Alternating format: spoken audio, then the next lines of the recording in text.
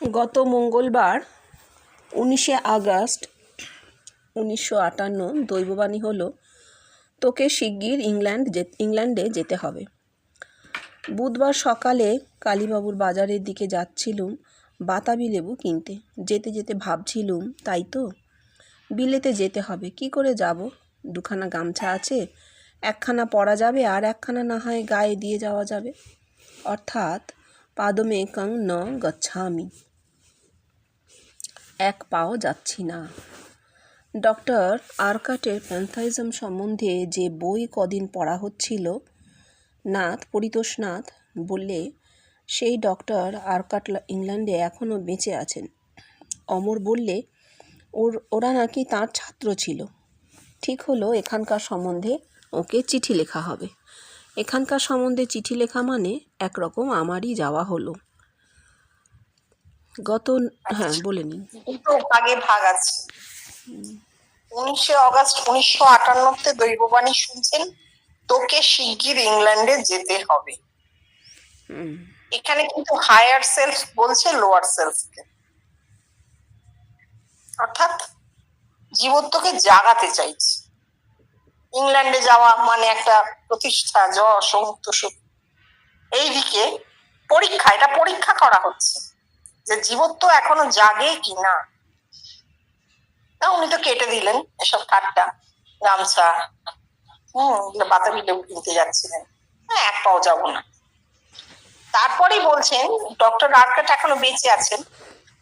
তিনি মানে বাংলায় ছিলেন, তারপরে ইংল্যান্ডে গিয়ে এখনো বেঁচে আছেন। অমর তার ছাত্র ছিল। হলো এখানকার সম্বন্ধে ওকে চিঠি লেখা হবে। আরকাট তো প্যান্থিজম সম্বন্ধে লিখেছিলেন, আমাদের যে সনাতন ধর্ম সম্পর্কে কিছু লেখা, প্যান্থিজম, শৈব, কাশ্মীরি শৈববাদ। তো তাকে চিঠি লেখা হবে। হয়েছিল কিনা শেষ পর্যন্ত আমরা জানি না, কিন্তু এখানে উনি বলছেন এখানকার সম্বন্ধে চিঠি লেখা মানে একরকম যাওয়াই হলো, মানে ওর কথাগুলোই তো লেখা হবে। উনি আর যাবেন কেন? ওর কথাগুলো বলতে যাওয়া, তো সেই কথাগুলো তো চিঠির মাধ্যমে পৌঁছেই যাবে, সুতরাং ফিজিক্যাল চলবে। আবার এরপরে এক সময় ওনার দৈববাণী হয়েছিল, পাশ্চাত্য কাঁদছে, আপনি দয়া করে একবার চলুন। এটা আবার লোয়ার সেলফ থেকে কথা বলছে, মানে হায়ার সেলফ জীবত্ব জাগাতে পারেনি, এবার জীবত্ব নিজেই চেষ্টা করছে যদি কোনোভাবে রাজি করানো যায়। কোনোভাবেই হলো না। অর্থাৎ উনি এই পরীক্ষায় উত্তীর্ণ হয়েছিলেন নিজে থেকে, কি না তার ব্রেন ওইখানে সাড়াই দেয়। হ্যাঁ, তারপর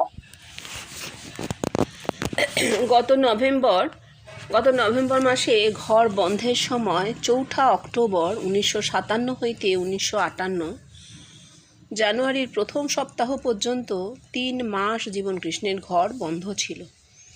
এই সময় তিনি নিঃসঙ্গ অবস্থায় ঘরের মধ্যেই অতিবাহিত করেন। যখন খুব কতকগুলো দৈববাণী হয়েছিল, তখন একদিন একটা দৈববাণী হলো, ভগবান দর্শনের কথা যখন বলবি তখন বলিস, ঠাকুর কৃপা করে আমায় ভগবান দর্শন করিয়ে দিয়েছেন। আজ তোদেরকে কথাটা বলে ফেললুম, কিন্তু কেন দৈববাণী হলো সেটাও বলি। ভগবান দর্শন যে বেষ্টির সাধন রে, ওতে যে অহংকার আসে, সেই অহংকারটুকুও যাতে না আসে, তাই অমন করে বের দিয়ে রাখলেন। এই কথাটা সেদিন আলোচনা হয়েছে। ভগবান দর্শনে অহংকার জন্মায়। বেষ্টির সাধন তো একজনের মাত্র হয়, জগতে আর কারোর মধ্যে তার প্রতিচ্ছবি দেখা যায় না। তখন যার হয় তার অজ্ঞাত সারেই অহংকার জন্মায়, একমাত্র আমারই দেহে এই জিনিসটা ঘটেছে। ঠাকুর এই কথাটা খুব ভালো বুঝেছিলেন এবং তার জন্য তিনি কি করেছিলেন, তার ভগবান দর্শনের কথাটা তিনি গোপন রেখেছিলেন, কাউকে বলেননি। বললে অহংকার, তাই জন্য তিনি ওই প্রতীক দিয়ে একটু, কেউ এসে বলবে এই তবে জানবে ঠিক হয়েছে, এইরকম, বা আত্মার সাক্ষাৎকার না হলে সব সংশয় যায় না, এইরকম বলে বলে টুকটুক করে বলে গেছেন। কিন্তু তার হয়েছিল কি না, হলে কি হয়েছিল, এইটা তিনি একদম অপ্রকাশ রেখেছিলেন।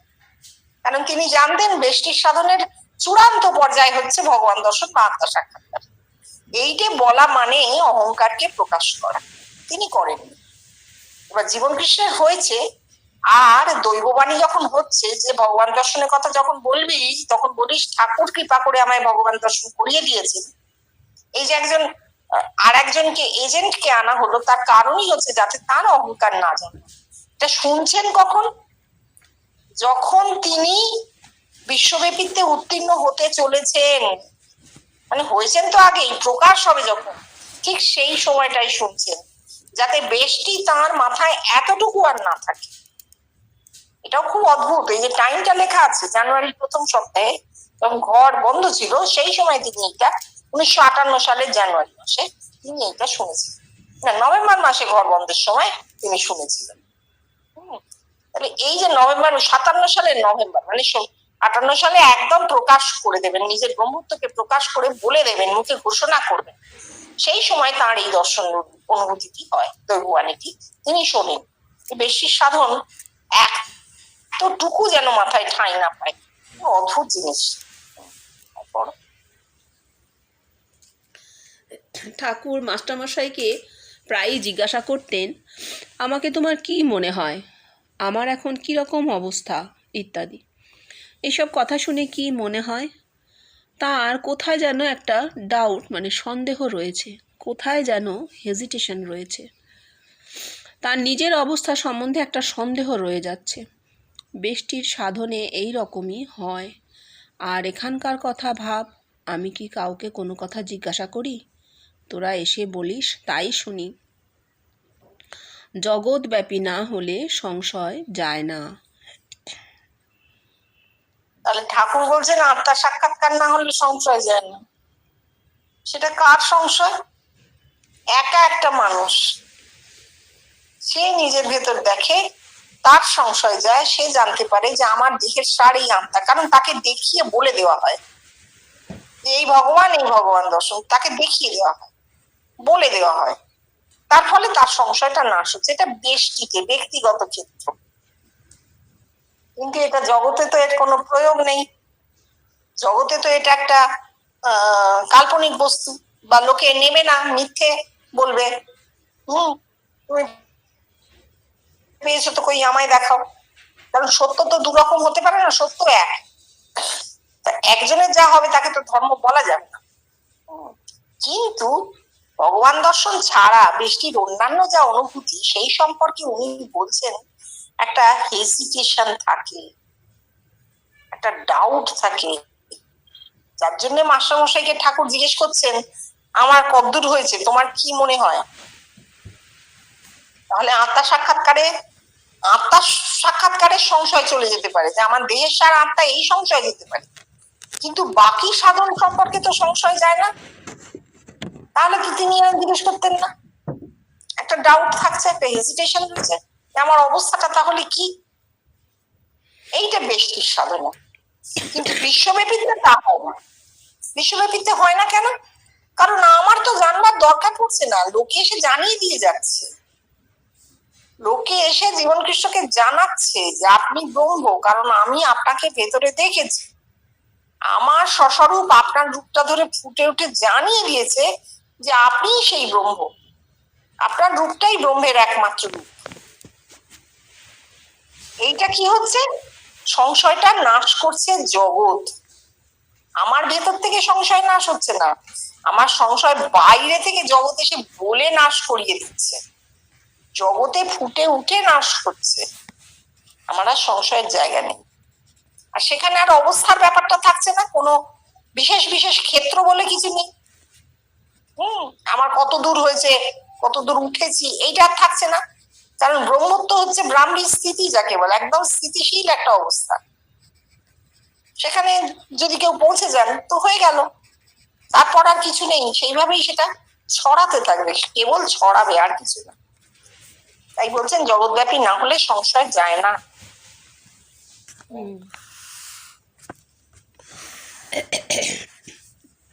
ঠাকুর বলছেন ঈশ্বর অনন্ত, পথও অনন্ত। ঈশ্বর যে অনন্ত এ কথা তোরা আমাকে বুঝিয়ে দে।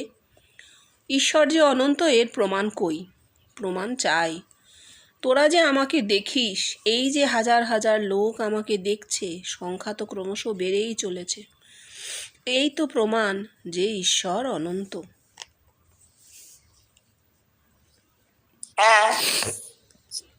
ঈশ্বর অনন্ত, বাইরে তো কোনো প্রমাণ নেই। অনন্ত বললেই আমরা ওই একটা স্কেল দিয়ে বা ফিতে দিয়ে মাপতে বসে যাই না, কত হাজার কিলোমিটার হলো দৈর্ঘ্যে প্রস্থে উচ্চতাতেও যদি মাপি, তাই না? কত বড় গোলক গুলো এইরকম ভাবে মাপতে শুরু করে দিই। অনন্ত তো অপরিমেয়, যাকে তাকেই অনন্ত বলে। যা অপরিমেয় তাকেই অনন্ত বলে, অর্থাৎ যাকে মাপ করা যায় না, যে কোনো মাপে আসবে না, সেটা কিছুতেই ওই স্পেস আফটার স্পেস বলে কিছু হয় না। এইখানে উনি কি বলছেন যে অনন্ত কোথায়, যে হাজার হাজার লোক দেখছি, সংখ্যা বেড়ে চলেছে, সেটাও তো একটা সময় ধরে।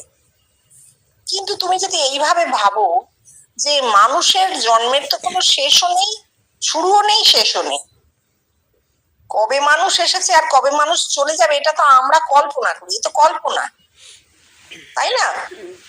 আসলে তো শাশ্বত জীবন বয়ে চলেছে, শাশ্বত জীবন যখন বয়ে চলেছে তখন সেটা অনন্ত। সমুদ্রে কত বিন্দু জল আছে কেউ মাপ করতে পারে না, সেই অপরিমেয় অনন্ত পথ, অনন্ত ঈশ্বর।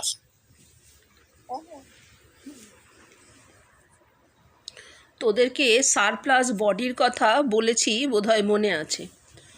সারপ্লাস বডি কাকে বলে শুনে রাখ। এই যে এতগুলি লোক আমাকে দেখছে, যত দিন যাচ্ছে ততই আমাকে দেখা লোকের সংখ্যা বেড়ে যাচ্ছে, এই হচ্ছে সারপ্লাস। এতগুলি সারপ্লাস বডি হচ্ছে, এই সারপ্লাস বডির শেষ কোথায়? শেষ নেই, অনন্ত হতে পারে।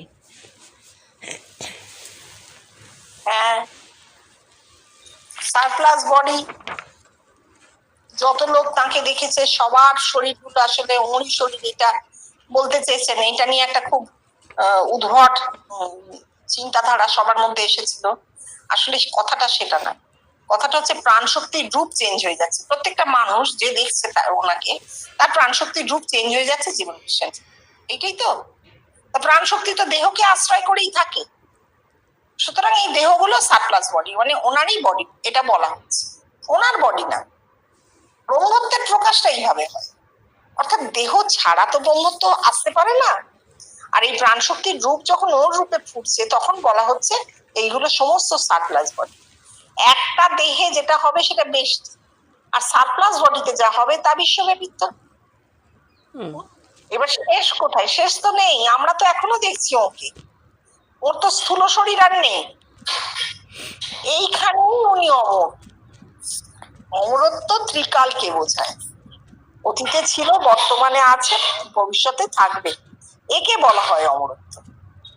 তাহলে এই যে উনি ছিলেন সত্যি, তখন তাকে লোকে দেখেছে, প্রাণ শক্তি তার রূপ ধরেছে সত্যি, বর্তমানে এখনো চলছে, আমরা দেখছি সত্যি, ভবিষ্যতেও মানুষ তাকে দেখবে সত্যি। কিন্তু এইটা যদি কেউ বলে চিরকাল, চিরকাল বলে কোনো কথা হয় না, চিরকাল বলে কিছু হয় না, সময়ের শুরুও নেই শেষও নেই। কিন্তু এইখানে আমরা অতীত, বর্তমান আর ভবিষ্যতের যে এটা দেখতে পাচ্ছি, যে কাল সীমাটা দেখতে পাচ্ছি, তার মধ্যে আমরা জানছি তিনি অমর। কেন?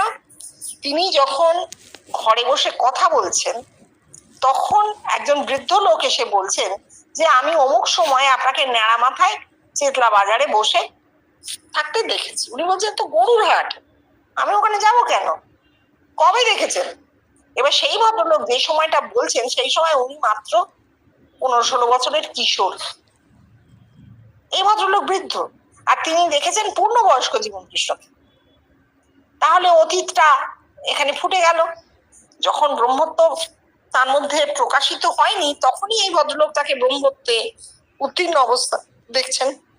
অতীত, তার ঘরে অজস্র মানুষ এসছে, বর্তমান আমরা এখনো তাকে দেখে চলেছি, ভবিষ্যৎ, এই তার অমরত্ব প্রমাণিত। এইটাই সারপ্লাস বডি। এবার আরো দেখবে কি না এরপর কি হবে, ওইসব ওগুলো হচ্ছে মানে ভুল কথা। পরেরটা আমরা বলতে পারি না, পরেরটা যখন যা প্রকাশ হবে দেখতে পাবে।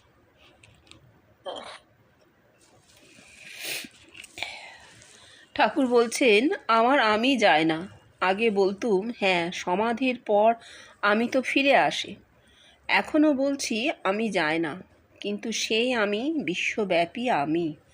কত তফাৎ বল দেখি, দুটোর মধ্যে কি কোনো তুলনা হয়? হ্যাঁ, বেশির আমি যাই নাটা তো একেবারে খুবই ছোট কথা হচ্ছে না। বৃষ্টিতে দেহবোধটা ফিরে আসছে তো, আবার অনুভূতি হয়ে গেল, আবার দেহবোধ ফিরে আসছে। এই জীব আমি, জীবত্ব আমি যায় না মানে জীবত্বটা যায় না, ঠাকুর বলছেন এই কথা।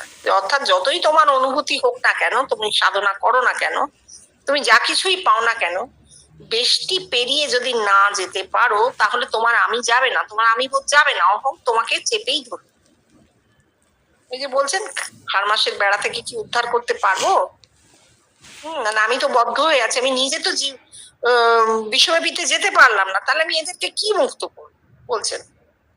ঠিক সেই রকম বিশ্বব্যাপীতে আমি যাই না, আমি কোথায় যায়? বিশ্বব্যাপীতে আমিটা কোথায় যায় তাহলে? বৃষ্টির আমি তো দেহে ফেরে জীব আমি, বিশ্বব্যাপীতে তো জীবত্ব নেই, বিশ্বব্যাপীতে তো ব্রহ্মত্ব, জীব শিব হয়ে গেছে। সেই আমি কোথায় যায়? জগৎব্যাপী হয়, নাশ হতে পারে না, কোনো কিছু নাশ নেই, নাশ বলে কথাটা ভুল। কোথায় যাচ্ছে? জগৎব্যাপী হয়ে যাচ্ছে, আমার আমি জগৎব্যাপী আমি হয়ে যাচ্ছে, আমিও জগৎ অভিন্ন হয়ে যাচ্ছে। কত সুন্দর।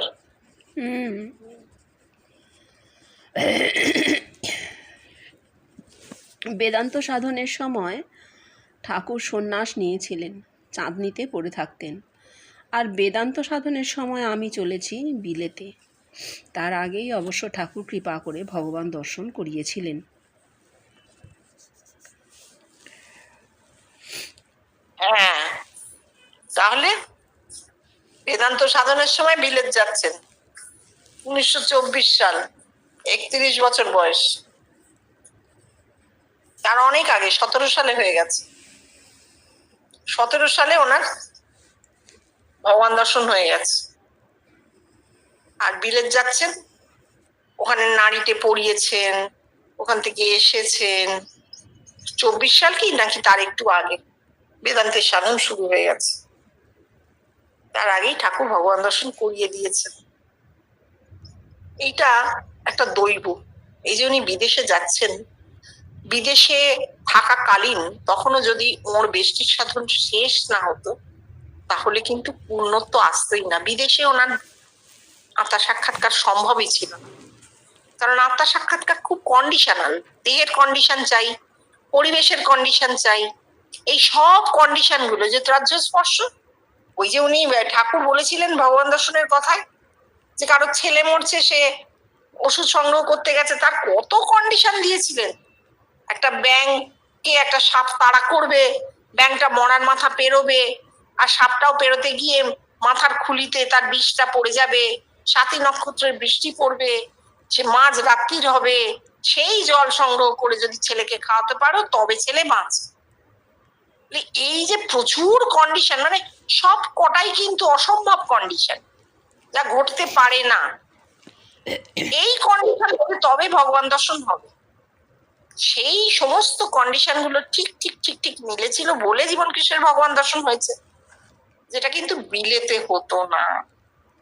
বিলেতে এই কন্ডিশন ফুলফিলড হতো না, এই জন্য আগে হয়েছে তারপর বিলেত গেছেন। কি অদ্ভুত। আর বেদান্তের সাধনের সময় উনি যখন বিলেত গেছেন তখন ওনার দেহ থেকে বেশটি সরে গেছে, আর কোনো সমস্যা নেই, আর কিছু ওকে ছুঁতে পারবে না। উনি বিলেত গেছেন কোন সালটায়? আমার যতদূর মনে হচ্ছে 1923-24 হবে, আমি তোমায় আরেকবার দেখে বলে দেবো, লেখা আছে আমার কাছে। কথামৃত পড়া হচ্ছে শ্রীরামকৃষ্ণ সমাধিস্থ হয়েছেন। সমাধি ভঙ্গের পর বলছেন, মা তুই কি এলি? গাঁটরি উটরি বেঁধে ঘরদোর সব ঠিক করে তুই কি এলি? শ্রী জীবনকৃষ্ণ বললেন, ঠাকুর কাকে মা বলতেন? ঠাকুর ব্রহ্মকেও মা বলতেন। তিনি বলতেন, বেদে যাকে ব্রহ্ম বলে তা আমি তাকে মা বলি। আর তুই কি এলি? এলি এখানে কি বোঝাচ্ছে? অতীত, বর্তমান, ভবিষ্যৎ এই ত্রিকাল এক বলে বোধ হচ্ছে। তাই এলি বলে ঠাকুর এখানে ভবিষ্যৎ বোঝাচ্ছেন। গাঁটরি বেঁধে, গাঁটরি কী জন্যে বাঁধে? ভবিষ্যতের জন্যে। কেমন না? গাঁটরি কোথায় বাঁধে? সহস্রারে। কার সহস্রারে? সকলকে দেখাইয়া সকলের সহস্রারে। তোদেরকে বলেছি বোধহয় মনে আছে, প্রত্যেকের সহস্রারে আমার ছাঁচ আছে। ঘরদোর ঠিক করে মানে, ঘর মানে দেহ, দেহ ধারণ করে, দেহবান হয়ে। ওহ, কতবার তো ঠাকুরের এই কথা পড়া হয়েছে, আজ হঠাৎ কেমন কথাটার মানে বোঝা গেল। ঠাকুর এখানকার ভবিষ্যৎবাণী করে যাচ্ছেন। দেখো, এই কথার আর ব্যাখ্যা হয় না। কি সুন্দর কথাটা একবারে পরিষ্কার করে বলা। এই কথার কি আর ব্যাখ্যার প্রয়োজন? সবাই ভাবছে যে ওই সাধুর কথা হচ্ছে, সমাধি হয়ে গাঁটরি উঠি, নিজের সহস্রারে গাঁটরি বাঁধছে না, মানুষের সহস্রারে ছাঁচ তৈরি হচ্ছে। আর ঠাকুর সব কথাই কিন্তু ওই ত্রিকালকে এক করে বলতেন। সমস্ত কথাই ঠাকুরের ত্রিকালকে এক করা কথা। ঠাকুরের কথা ধরা খুব শক্ত। আচ্ছা, এর আগে তুমি যে জিজ্ঞেস করছিলে বিলেতে যাওয়া, উনি নারীকে স্কুলে পড়াবার পর বসরায় যুদ্ধে গেছিলেন। দ্বিতীয় বিশ্বযুদ্ধ না, প্রথম বিশ্বযুদ্ধের সময় উনি বসরায় ওই কি বলে আর্মির সঙ্গে গিয়েছিলেন, সেখানে স্টোর কিপার হয়ে কাজ করতে গেছিলেন। সেইখান থেকে ফিরে এসে উনি বিলেত যান। সেইখান থেকে ফিরে এসে উনি ওই নারীকে স্কুলে চাকরি নেন, এবং নারীকে স্কুলে চাকরি করাকালীন ওনার অর্ধনারীশ্বর প্রথমে হয় দর্শন, তারপর আত্মা সাক্ষাৎকার হয় ওইখানে। দুপুর বেলায় একদিন আত্মা সাক্ষাৎকার হয়। ওই 1923 কি 24 সালে উনি গেছিলেন। এটাই কি, তাও আমি একবার দেখে নেব। হ্যাঁ, বলো। আচ্ছা, অষ্টাদশ প্রবাহ শুরু হচ্ছে কিন্তু, এটা বিরাট আছে। দুপাতা পড়ে নাও আজকে।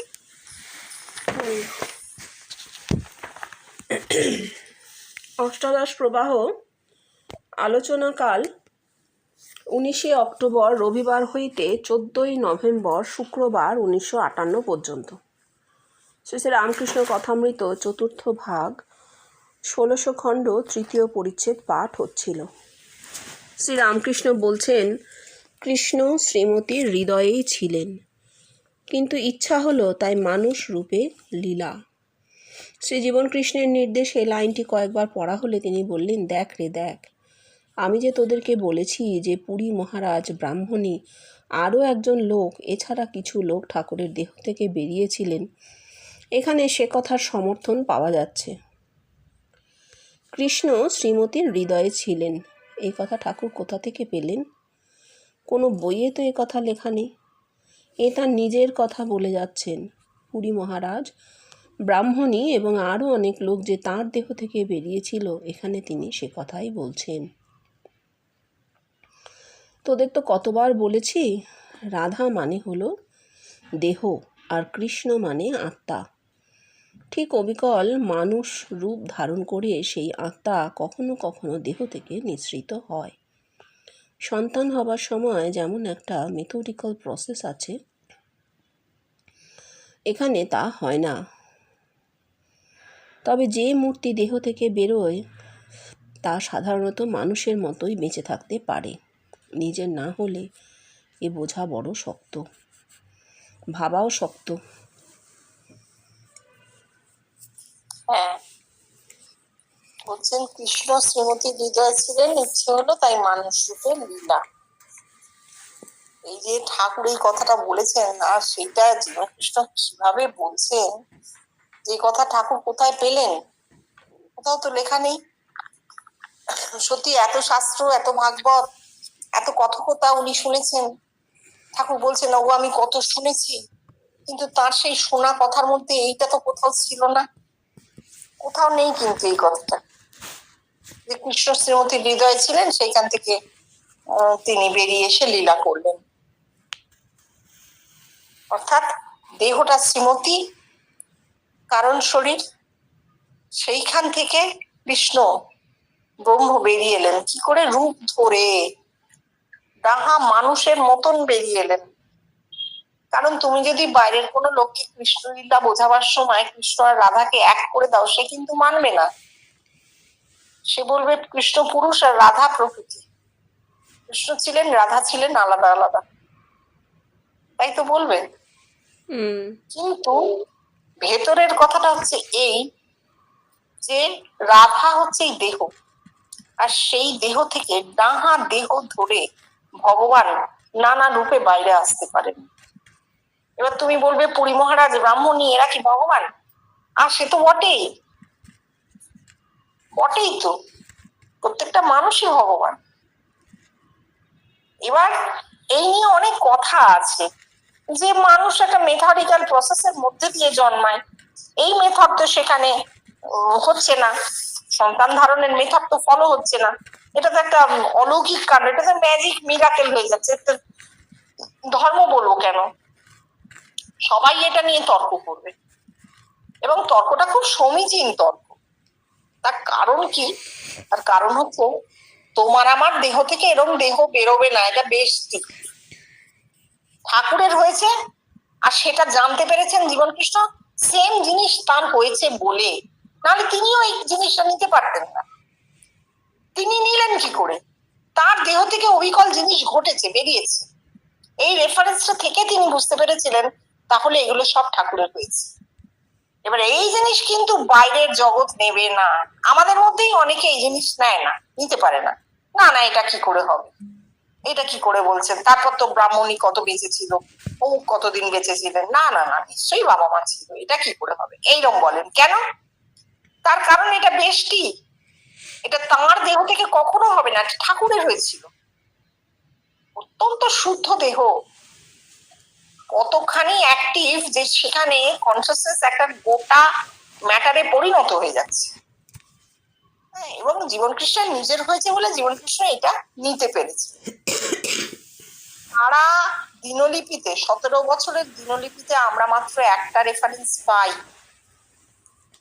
ভোলাদা ঘরে এসেছেন, পাঠ হচ্ছে, জীবন কৃষ্ণ বলছেন ওরে ভগবানকে ডাকবি, ওকে ঘুষি মেরে বলবি, একা ঘরে বসে ঘুষি মেরে বলবি তুমি আমার ভেতরে আছো, বেরিয়ে এসো, আমি তোমাকে দেখবো, তুমি বেরিয়ে আসবেন।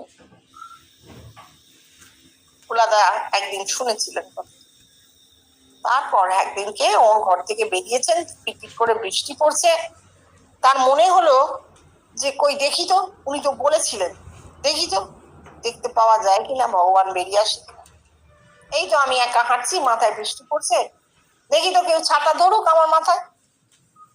হঠাৎ একটি ছেলে এসে তার মাথায় ছাতা ধরেছে, কালো মতন তাঁরই বয়সী, অবিকল তাঁর বয়সী একটি ছেলে মাথায় এসে ছাতা ধরেছে। কোথায় যাচ্ছেন, ভিজছেন কেন, আমার ছাতার তলায় আসুন। একটা বাস এসে উঠেছেন, সে ছেলেটিও উঠেছে, উনি নেমেছেন বাড়ির নির্দিষ্ট স্টপেজে, ছেলেটিও সঙ্গে নেমেছে, আবার ছাতা খুলেছে, চলুন। কোথায় বাড়ি? এই তো আমার এই গলিতে বাড়ি। তাই? আপনার কোথায় বাড়ি? আমিও এইখানেই থাকি। ছেলেটি বলছে আমিও এইখানেই থাকি। আপনার নাম কি? বলে আমার নাম অচ্যুত। বলো আচ্ছা, বাড়ি দেখিয়েছে, এই বাড়ি আমার। কিছু আচ্ছা, ভোলাদা জিজ্ঞেস বলে দেখিয়েছে নিজের বাড়ি, আমি এই বাড়িতে ঢুকে যাবো, আচ্ছা বলে সে বাড়িতে ঢুকে গেছে। ঢুকে গিয়ে মনে হয়েছে এই ছেলেটা করতে গেল, আমি কি এরকম ভাবছিলাম, খুঁজি তো এই পাড়ার ছেলে কিনা। ডাহা দেহ নিয়ে ভোলাদা খুঁজতে বেরিয়েছেন, পাড়ার সবাইকে জিজ্ঞেস করে, পাশের বাড়ি, এ বাড়ি, ও বাড়ি, পাড়ার দোকান, না অচ্যুত নামে কোনো ছেলে ওখানে নেই। পাগলের মতো হয়ে গেছিলেন। ছুটতে ছুটতে জীবন কৃষ্ণকে বলতে এসেছেন এইরকম এরকম ঘটনা। জীবন কৃষ্ণ বলছেন বাবা বাবা ভগবানকে পরীক্ষা করতে যাসনি বাবা, অর্থাৎ দেহ নিতে পারবে না, তুমি নয় পরীক্ষা করবার জন্য এই জিনিসটা করলে, প্রার্থনা করলে, চার্জটা বেরিয়ে এলো।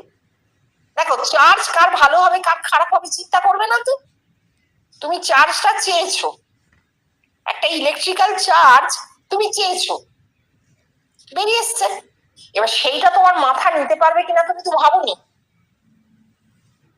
এই কারণে উনি বলতেন কাউকে কিছু করতে হবে না বাবা, চুপ করে বসে থাক, যা হওয়ার নিজের থেকে হবে। অর্থাৎ তুই চেষ্টা করে যেটা জাগাবি সেটা তোকে খেয়ে নিতে পারে। তখন তুই বলবি ভগবান আমার ক্ষতি করেছে। না, লাভও হয় নয়, ক্ষতিও নয়, পরীক্ষা করতে নেই। এইটা উনি জানতেন, আর এইটা রেফারেন্স হিসেবে ভোলাদার এইটা রয়ে গেছে নোট। অমৃত জীবনে দেখবে 2য় খণ্ডের শেষে এই ঘটনাটার উল্লেখ আছে। পেয়েছি আমি। আচ্ছা, এইটা তুমি যেটা বলছিলে 1953 সালে উনি রিটায়ার করেছেন, প্রায় 30 বছর কাজ করেছেন। তাহলে 1923 সালে চাকরিতে ঢুকেছেন, 23 কি 24 সালে। তার আগে উনি পড়াশোনা শেষ করে, মানে বিএ পাশ করে উনি নারীকে শিক্ষকতা করেছেন। সেই সময় ওনার ওই অর্ধনারীশ্বর মূর্তি, ভগবান দর্শন এগুলো হয়। তারপর প্রথম মহাযুদ্ধে তিনি মিলিটারিতে চাকরি নিয়ে মেসোপটেমিয়ায় যান, ওই বসরাতে। সেখানে অর্থ উপার্জিত হয়, ফিরে আসেন, সেখানে 2-3 বছর ছিলেন। হ্যাঁ, কারণ 20 সালেও আমরা পাচ্ছি উনি ছিলেন, কারণ 20 সালে শ্রী শ্রী মা মারা গেছেন। তিনি সেখানে ওই একটা খবরের কাগজ পেয়েছেন, বাংলা খবরের কাগজ, এবং সেখানে মায়ের সেই মৃত্যু সংবাদ ছাপা হয়েছে। সেইটা দেখে তার খুব দুঃখ হয়েছিল। তিনি ভেবেছিলেন আর একবার মায়ের কাছে যাওয়ার আমার খুব ইচ্ছে ছিল, হয়নি। মায়ের জন্য দুঃখ হয়েছিল মা চলে যেতে। সেটা 1920 সাল, তখন তিনি বাইরে। তাহলে এইটা আমরা পেয়ে যাচ্ছি রেফারেন্স। ফিরছেন সম্ভবত 22 সাল নাগাদ, এবং 23-এ উনি চাকরিতে ঢুকছেন। ঠিক আছে, পড়ো তাহলে আরেকটা। গৌর ভক্ত এলে তাদের কাছে গৌর ভাবের কথা বলতেন, শাক্ত ভক্ত এলে শাক্তদের ভাবের কথা, আবার ব্রাহ্ম ভক্ত এলে তাদের কাছে ব্রাহ্মদের ভাবের কথা বলতেন। এতে কি হচ্ছে? তাদেরকে আরও অন্ধকারের মধ্যে ঠেলে দেওয়া হচ্ছে। এতে সত্যের প্রকাশ হবে কি করে? ধর্ম তো বহু নয়, ধর্ম এক। কেননা ভগবান যে এক। তোদের ধর্ম কটি? তোদের ধর্ম এক। আর সেই ধর্ম কি? একটি দেহবান মানুষ। আসলে ঠাকুর এখানে জাগতিকের সঙ্গে আত্মিকের একটা কম্প্রোমাইজ করতে গেছিলেন। এবার লোকে বলবে কেন করতে গেছিলেন, তিনি সত্যাশ্রয়ী, তিনি এটা কেন করলেন? তার কারণ হচ্ছে যুগ, সেই যুগে এই জিনিসগুলো অত্যন্ত প্রবল ছিল। এখন দাঁড়িয়ে আমরা বুঝতে পারবো না। এই প্রবল অবস্থাগুলো, প্রত্যেকটা গোষ্ঠী, প্রত্যেকটা সেক্ট এত প্রবল ছিল যে একে অন্যের সঙ্গে ঝগড়া হাতাহাতি করতো। সেই সময় দাঁড়িয়ে সমন্বয় ঠাকুর জাগতিক থেকে আত্মিকে টানতে গিয়েছিলেন, মিলিয়ে দিতে চেয়েছিলেন, যাতে মানুষ একটু শান্ত হয়। কিন্তু তা তো হয়নি, কারণ জাগতিক থেকে আত্মিকে যাওয়া যায় না। আত্মিক থেকে তবু জাগতিকে কিছুটা স্ফুরণ হতে পারে বটে, কিন্তু জাগতিক থেকে আত্মিকে যাওয়া বড় কঠিন। ওই জন্য ওটা হয়নি। তার প্রমাণ হচ্ছে হাজার হাজার মানুষ ঠাকুরকে দেখেনি। যদি ভেতরে দেখতো তবু তার কথা নিতে পারতো। ঠিক আছে। ঠাকুর বলছেন, ঈশ্বর সর্বভূতে আছেন বটে, তবে অবতার না হলে সব সংশয় যায় না। হ্যাঁ রে, কথা সত্য কি? ঠাকুর তো অবতার, তার আবির্ভাবে মানুষের সব সংশয় মিটেছে কি? যদি মিটেই থাকে তবে এইখানে এ জিনিস ফুটলো কেন? আর অবতার না হলে যদি সংশয় না যায়, তবে এত যে অবতার হয়েছেন তাদের না দেখে তোরা আমাকে দেখিস কেন? প্রত্যেক মানুষের মধ্যে আছে পরম ব্রহ্মের ছাঁচ। সেই ছাঁচ যখন আমার এই রূপ ধরে ফুটে ওঠে, তখনই তার সব সংশয় যায়। সেই রূপ ভেতরে দেখা যায়, আবার বাইরেও দেখা যায়। হ্যাঁ, ঠাকুর অবতার, এ নিয়ে কোনো সন্দেহ নেই। অবতার হিসেবে ঠাকুর জগৎকে যা দান করে গেছেন সেটা কি? ওই যে অবতার বরিষ্ঠায় শ্লোক রচনা হয়েছে, এই মিশন, এই সন্ন্যাসী সংঘ, এই ভেদ। কারণ অবতারের তো ভেদ থাকে, আমি একটি জগতে একটি, এই ভেদ তৈরি হয়েছে এবং বিরাট আকার ধারণ করছে। কারণ ঠাকুর খুব বড় অবতার ছিলেন, ঠাকুর জগতের শেষ অবতার। তাহলে আমরা ঠাকুরের থেকে কি পেলাম? শেষ 6টা মাস ঠাকুরের জীবনের শেষ 6টা মাস যখন ঠাকুর অবতারত্ব ছাড়িয়ে ভগবানত্বে পৌঁছেছেন, ঠাকুর যদি ভগবান না হতেন তাহলে তিনি জীবন কৃষ্ণকে ভগবান দর্শন করাতে পারতেন না। অবতার কাউকে ভগবান দর্শন করাতে পারে না। ঠাকুর সে রেফারেন্স রেখে যাচ্ছেন, বলছেন ভালো মুশকিল তো, মাখন তুলে মুখের কাছে ধরো। অর্থাৎ এটি আমি পারবো না, আমি মাখন দেখেছি খেয়েছি, কিন্তু তোমাকে আমি দেখাতে বা খাওয়াতে পারবো না। মাখন অর্থে আত্মা। তাহলে জীবন কৃষ্ণকে তিনি কি করে করলেন? তার কারণ তার ভগবানত্ব। জীবনের শেষ 6টি মাস তিনি ভগবানত্বে উত্তীর্ণ হয়ে গেছেন। যেখানে পুজো বলছেন, পুজো টুজো সব উঠে গেল, প্রসাদ খাওয়া উঠে গেল, সব ছেড়ে দিচ্ছেন, সমস্ত ছাড়া, কাশীপুরের বাগান বাড়ি। এই 6 মাসের ভগবানত্ব তার মধ্যে প্রকাশিত হয়েছিল বলে তিনি জীবন কৃষ্ণকে ভগবান দর্শন করাতে পেরেছিলেন। আর এগুলো সব দৈব, কারণ ওই ঘটনা যদি না ঘটতো জীবন কৃষ্ণের মধ্যে ব্রহ্মত্বের প্রকাশ হতো না, জীবন কৃষ্ণ তো ভগবানত্বও পেরিয়ে গেলেন, এই পার হওয়া হতো না। পুরীতে সমুদ্রের ধারে পাইচারি করতে করতে ধীরেন্দা বনগা উনি বলছেন, আপনি যে ঠাকুরকে এত সমালোচনা করছেন, তাহলে তো ঠাকুর না এলেই হতো। দুঃখ পেয়ে বলছেন, কারণ সবাই ঠাকুরকে ভালোবাসেন। তখন উনি বলছেন, ওরে ঠাকুর আমার মাথার মণি, ঠাকুর না এলে কি হতো জানিস তো, আমাকে এগুলো করতে হতো। অর্থাৎ সিঁড়ি তো বাদ যাবে না, স্তর তো বাদ যাবে না, সেই স্তরটা তো মাথা পড়ে থাকতো ঠাকুর না এলে, সেটা আমাকে কমপ্লিট করতে হতো। ঠাকুর ওই স্তরটাকে শেষ করে দিয়ে গেছেন।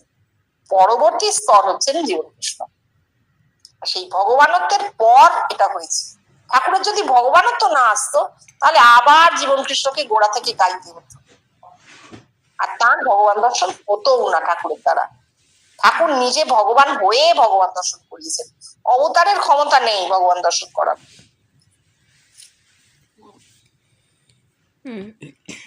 ত্যাগী সাধু ও তো বিবিদিশা, ওতে অহংকার থাকে, হাম করেঙ্গা। কিন্তু ভগবান দর্পহারী, অহংকার সহ্য করেন না, তাদেরকে একেবারে দুমড়ে দেন। ঠাকুর টাকা মাটি, মাটি টাকা বলে জলে টাকা ফেলে দিয়েছিলেন। ওই বিবিদিশা ছিল বলে আমরা কি দেখছি, কাশীপুর বাগানে ভক্তদের টাকা তাঁকে নিতে হয়েছিল। ওরে ভগবান যদি ইচ্ছে করেন আমি একটা হসন্তকে হিমালয় পাহাড়ের চেয়ে বড় করব, তিনি হসন্তকে হিমালয় পাহাড়ের চেয়ে বড় করেন। হসন্ত মানে কি জানিস? যে উচ্চ থাকে, নিজেকে গোপন রাখতে চায়। কেন নিজেকে গোপন রাখতে চায়? কারণ সে জানে তার ওই হাড় মাসের খাঁচাটাকে বড় করে কোনো লাভ নেই। কতটুকুই বা সে বড় হতে পারে, তাই না? এটা তার জানা আছে। ঠাকুর যে টাকা মাটি মাটি টাকা করে জলে ফেলে দিয়েছিলেন, সত্যি তো ঠাকুর এটা না করলে কি হতো, কিন্তু ওই যে দৈব হয়েছে ঠাকুরের দ্বারা, ঠাকুরের দ্বারা হয়েছে, একটা এক্সাম্পল সেট করেছেন, একটা দৃষ্টান্ত হয়েছে জগতে। ঠাকুর বলছেন না, আমার যা কিছু সব নজিরের জন্য। অর্থাৎ তুমি যদি এইভাবে ত্যাগ করো, তাতে ত্যাগ হয় না, তাতে ত্যাগ হয় না। এইটাই নজির, যে তাকে গ্রহণ করতে হলো, ওভাবে ত্যাগ তো হলোই না, উল্টে গ্রহণ করতে হলো। কিন্তু ঠাকুরের এই নজির বা দৃষ্টান্ত জগতে তো সেইভাবে দেখা গেল না। সন্ন্যাসীরা তো এখনো গ্রহণ করেই মঠ চালাচ্ছেন, কারণ তাদের মধ্যে সেই বিবিদিশা। হ্যাঁ, এই নজির যে তোমরা বিবিদিশা করছো, তোমরা বাইরে দেখাচ্ছ তোমরা ত্যাগী, আসলে কিন্তু তোমাদের সমস্ত গ্রহণ করতে হচ্ছে। এই নজির, জগতের নজির সৃষ্টি হয়েছে। তারপরে একটা কথা বলবো, বড় কঠিন কঠোর কথা, সহ্য করতে পারবি? সাকার নিরাকার নিয়ে এই যে দ্বন্দ্ব, এত টানাপোড়েন, এসব ভুল। সাকার নিরাকার এসব ভুল, কল্পনা, মিথ্যা। কল্পনা 3 রকম। 1, ব্যক্তিগত, মানুষ নিজে অনেক কিছু কল্পনা করে থাকে। 2, হেরিডিটারি, পুরুষানুক্রমে কল্পনা চলে আসছে। আর 3 হচ্ছে ইউনিভার্সাল। কল্পনার একটা ইউনিভার্সাল স্কেচ আছে, যা একটু সুযোগ পেলে যা একটু সুযোগ পেলেই মানুষের মধ্যে ফুটে ওঠে। দেখ, আমার যে সাকারে কত গভীর অনুভূতি হয়েছে তা তোদেরকে কি বলবো। যৌগিক রূপে ধর্ম ও অনুভূতি গ্রন্থে যে ব্যাখ্যা, ও তো আমার অনুভূতিতে ব্যাখ্যা। ঠাকুরের এত অনুভূতি হয়নি, এখন তা আমি বুঝেছি। তাহলে এই অনুভূতির যৌগিক রূপ তিনি বলে গেলেন না কেন? এত গভীর যে অনুভূতি, তাকেও আমি বলছি ভুল, কল্পনা, মিথ্যা। Am I mad? Am I insane? No, far off from it. আমার মতন র্যাশনাল ব্রেইন মানুষের হয় না। তাই তো এখানে এমন কল্পনাতীত জিনিসের সৃষ্টি হয়েছে। 15 বছর আগে কি আমি কল্পনা করতে পেরেছিলুম যে হাজার হাজার মানুষ আমাকে এইভাবে দেখবে? ভগবান দেখালেন যে ধর্ম কল্পনা নয়, ধর্ম একজন জীবন্ত মানুষকে নিয়ে।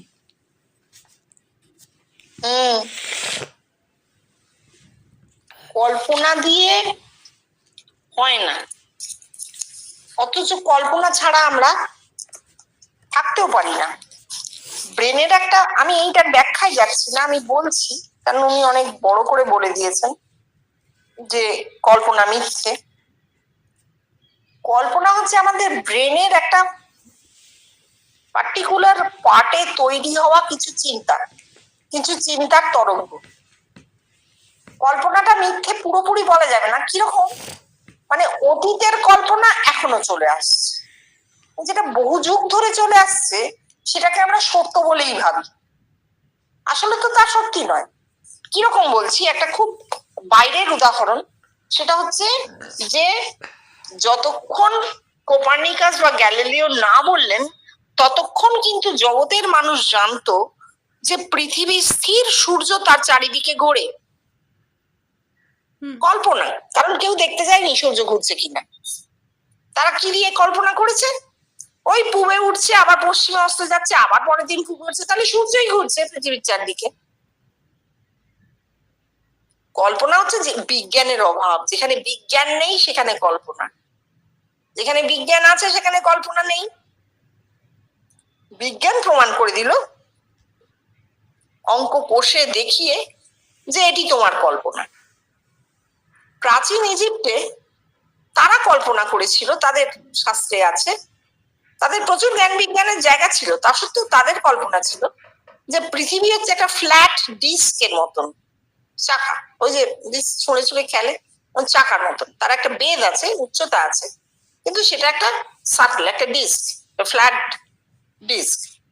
এটাই ছিল তাদের কল্পনা। ডিস্কের মাথার উপরটা দিন আর পেছনটা হচ্ছে রাত্রি, একদম মানে পাতা, মাটিতে পাতা, হরাইজন্টাল ডিস্ক, যার তলাটা অন্ধকার রাত্রি আর ওপরটা হচ্ছে দিন। নৌকো করে নাকি ওই অন্ধকার দিকে চলে গেলেই সে মরে যায়, মানে একটা মানুষ সারাক্ষণই নাকি দিনে থাকে, তার মৃত্যুকালে সে রাতে যায়। এই হচ্ছে তাদের কল্পনা। এই কল্পনা তো 5000 বছর ধরে তারা লালন করেছে, তাদের মধ্যে তো ছিল। এই 5000 বছর ধরে তার একটা মানুষ বাঁচেনি, কত প্রজন্ম এসেছে। তা যারা পরে পরে এসেছে সেই মানুষদের কাছে তো ওইটা সত্য ছিল, আর কল্পনা ছিল না। এত হাজার বছর ধরে শুনে আসা কোনো কথাকে লোকে আর কল্পনা মনে করে না, তাকে সত্য মনে করে, একেবারে সত্য মনে করে। এই যে যিশু ছুঁয়ে দিলেন আর কুষ্ঠ সেরে গেল, এটা তো কল্পনা, একদম কল্পনা। যিশু ছুঁয়ে কুষ্ঠ সারেনি, কুষ্ঠটা তার সারবারই ছিল, ওটা তার টাইম হয়েছিল, সারবে। হ্যাঁ, যিশু মহাপুরুষ। যিশু তাকে বলেছিলেন, আমি তোমাকে সারাইনি, তোমার ফেথ তোমাকে সারিয়েছে, তোমার আত্মবিশ্বাস যে আমি সেরে উঠবো, অর্থাৎ তুমি নিজে নিজেকে সারিয়েছো আর তুমি বলছো আমি তোমায় সারিয়েছি। কিন্তু সেই সময় অলৌকিকতায় মানুষের এমন বিশ্বাস ছিল যে তারা যিশুর ওই কথাটা গ্রহণই করেনি, নেয়নি। উল্টে তাকে প্রফেট কি করে বানিয়েছে? হাজার হাজার অলৌকিকতার পাহাড়ের উপর বসিয়ে দিয়েছে। মানুষকে বড় করতে গিয়ে ছোট করা হয়ে যায় না? মহাপুরুষের মুখের বড় কথাগুলো এমন ভাবে নিয়েছে যে ছোট হয়ে গেছে সেই। সুতরাং কল্পনার একটা বিরাট ভূমিকা আছে আমাদের জীবনে, প্রাত্যহিক জীবনে এবং ধর্ম জীবনে তো বটেই। ধর্ম তো আজ পর্যন্ত পৃথিবীর সমস্ত প্রাতিষ্ঠানিক ধর্ম শুধু কল্পনার উপর ভিত্তি করে। সূর্যমণ্ডলস্থ পুরুষও তো কল্পনা, তাই নয় কি? লোকে তো বাইরে খুঁজতে গেছে, সূর্যের দিকে তাকিয়ে চোখ অন্ধ হয়ে গেছে, ওর মধ্যে নাকি পুরুষ বসে আছে, কল্পনা। কিন্তু বিজ্ঞান কি বললো? যে সূর্যমণ্ডল বাইরে নয়, সেরেব্রামের একদম ওপরে, যেটাকে ব্রহ্মতালু বলা হচ্ছে, সেখানে একটা গোল সার্কুলার জায়গা আছে, ছোট্ট। সেই সার্কুলার জায়গায় যদি তেজ সংকলিত হয় তাহলে সেই তেজমণ্ডলকে দেখতে পাওয়া যায়, যাকে তোমরা সূর্যমণ্ডল বলছো। এই সূর্যমণ্ডল নাম দেওয়াটাই তো ভুল, বাইরের সূর্য আর ভেতরের সূর্য এক হয়ে যাচ্ছে তো। তেজমণ্ডল বলো। সেই তেজমণ্ডলে তুমি তোমাকেই একটা মানুষের রূপে দেখতে পারো, একটা মানুষের রূপে তুমি দেখতে পারো। কেন? অনেক প্রাচীন কালে কোনো কোনো ঋষি এরকম দেখেছিলেন। সেই কল্পনা তোমার মধ্যে ফুটতে পারে, সেই কল্পনা ফুটতে পারে, সংস্কার ফুটতে পারে, কিন্তু এ সত্য নয়। কেন? তাহলে সবাই দেখতো। সত্য সবার কাছে সত্য, সত্য সর্বজনীন। একজন মানুষের কাছে যা সত্য তাকে সত্য বলা হয় না, তাকে মানুষ কল্পনাই বলবে। না, ঠিক আছে, আজকে এই অবধি থাকুক তাহলে। হ্যাঁ, আমিও ভাবছিলাম। হ্যাঁ, কালকে আবার হবে।